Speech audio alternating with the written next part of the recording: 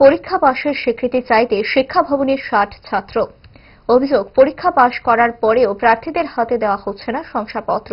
কেন এই হেনস্থা, ঠিক সেই প্রশ্ন নিয়ে শিক্ষা ভবনের টিআরবিটি চেয়ারম্যানের দরবারে হাজির হয়েছিলেন শংসাপত্র প্রার্থীরা, কিন্তু সাক্ষাৎ মেলেনি চেয়ারম্যানের সাথে। ক্ষোভ আর দাবি নিয়ে অবশেষে পরীক্ষা নিয়ামকের সাথে দেখা করে আসেন তারা। দাবি জানিয়ে আসেন এই হেনস্থা থেকে মুক্তির।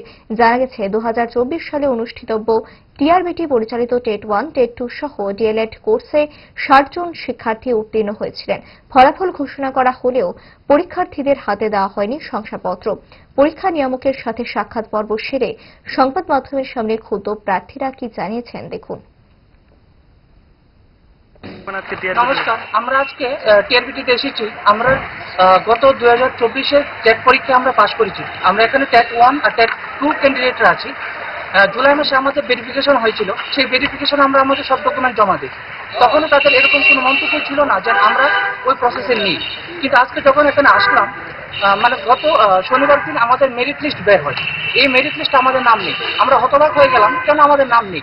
সেই জন্য আজকে আমরা টিআরবিটিতে এসেছিলাম। প্রথমে আমরা চেয়ারম্যানের সাথে দেখা করার জন্য চেষ্টা করছিলাম, কিন্তু তারা আমাদের দেখা করতে দেয়নি।